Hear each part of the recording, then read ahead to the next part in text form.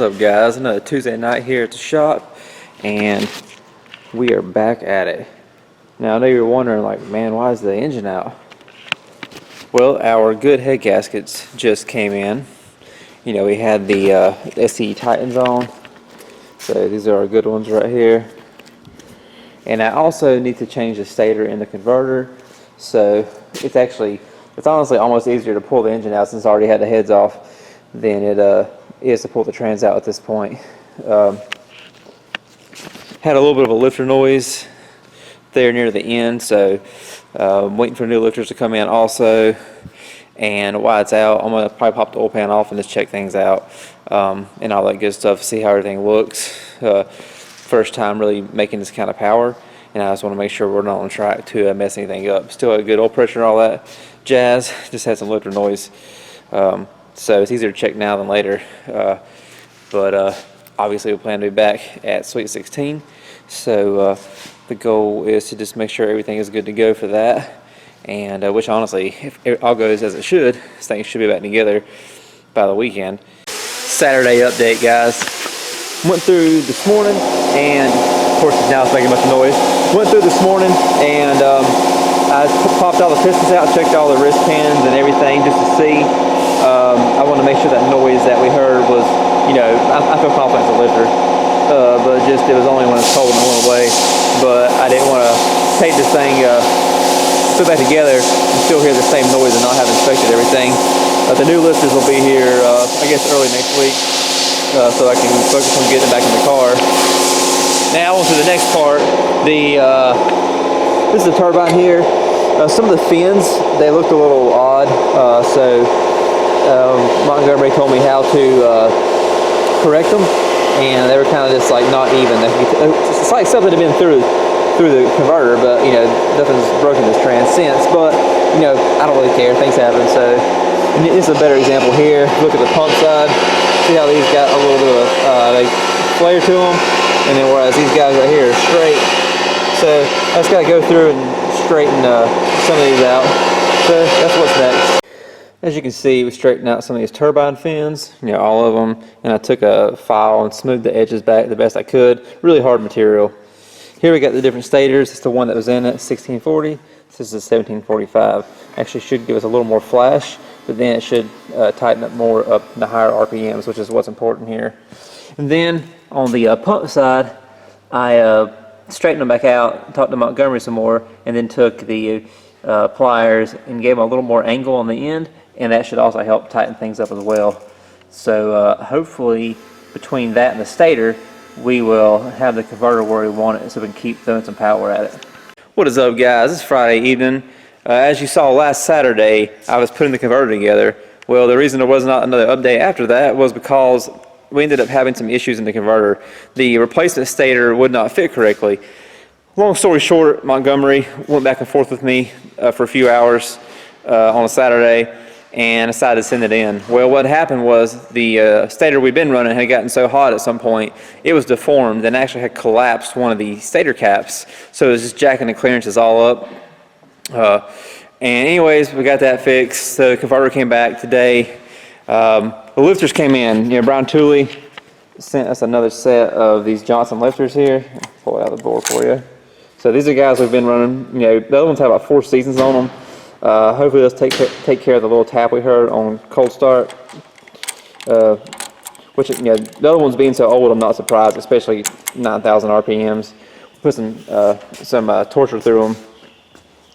And what else we got over here? This is the converter back. That's a spare stator. That's good to go. Then I ordered a wishbone from Racecraft, which I have no idea where it's at right now. But oh, there it is. So with this right here, what we'll do will help with this keeping the rear end stable. So we plan to redo the anti-roll bar anyways because our bigger stuff came in from Enemies Everywhere, or Enemies Racing Australia. And so we're going to add that also, and that should be, you know, everything we need to keep the rear end as stable as we want, especially at these high speeds. So I want to try to get these cylinder heads on tonight. That way tomorrow morning I can just throw the converter in and get the engine back in the car and hear this thing breathe back to life. The next part we've got here, as you've seen in my previous stock block adventures, is our Enemies Racing Australia gaskets. Obviously these are 6-bolt, a bit thicker, and obviously a different bore compared to what we used in the past.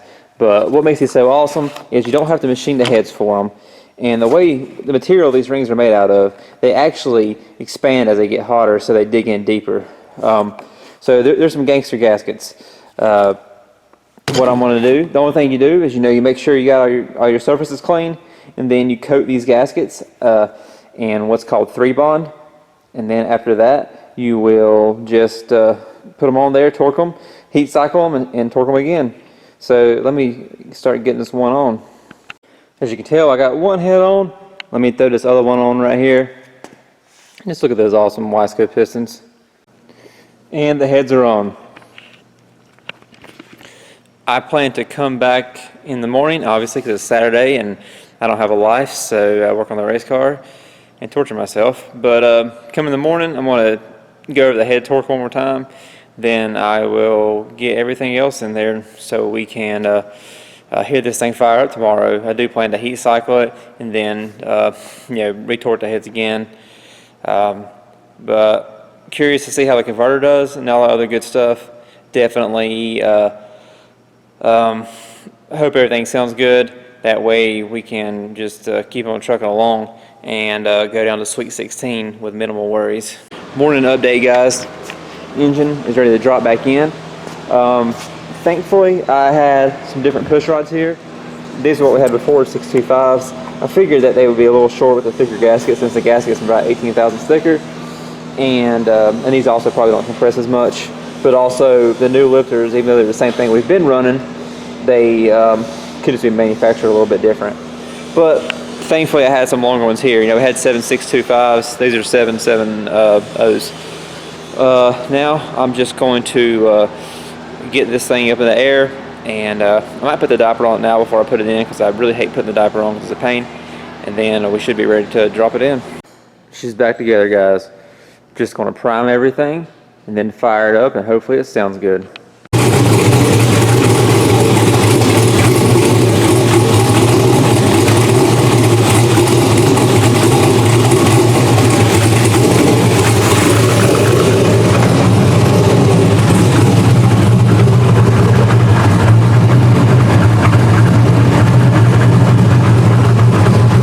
Alright, you guys saw the car runs. Still need to go over and put a few more bolts in the transmission for the diaper and stuff like that. I don't like doing that until it's done. And then I need to prime the fuel pump. And then I'm gonna let it cool all the way back down, and then I'll get up on the converter and check the brake and make sure the spool's good and stuff. But I'm happy. I was hoping to have this done last Saturday, but between lifters not coming in and then the converter being trashed, that just wasn't an option. So, but now I'm going to get some stuff cleaned up and just finish up the small things here, and maybe get some little things done on my trailer.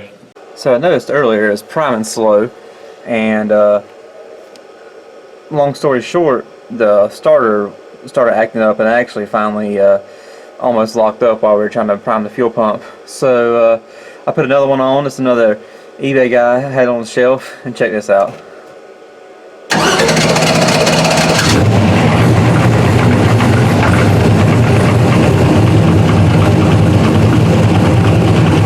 I've never had it start like that. So now what we're going to do is the first spool test to the converter.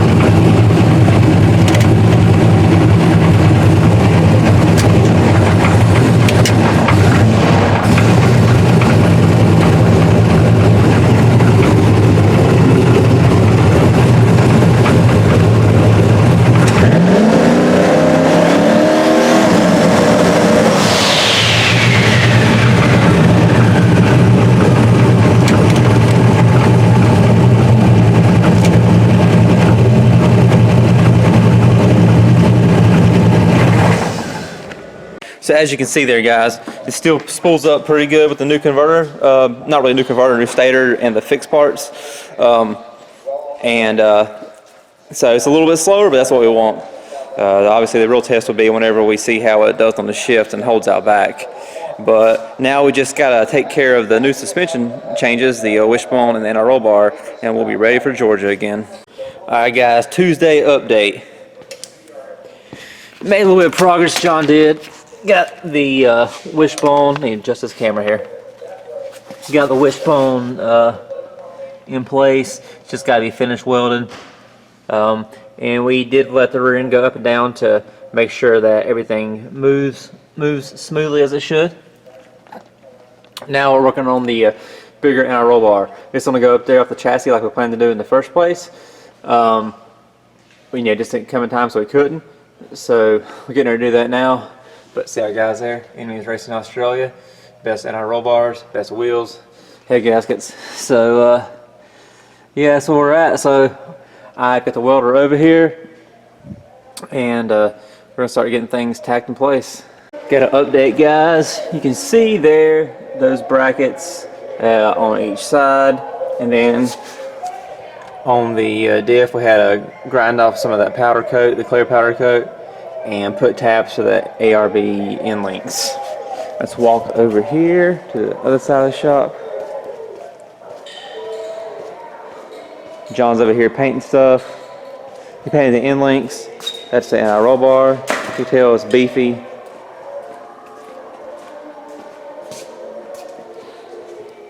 I think the end links are hiding. Let's find out. Oh, hanging over here in the paint area. So, I'm going to get this stuff on there, and honestly, should be good to go on that end. Just checking neutral amount and stuff.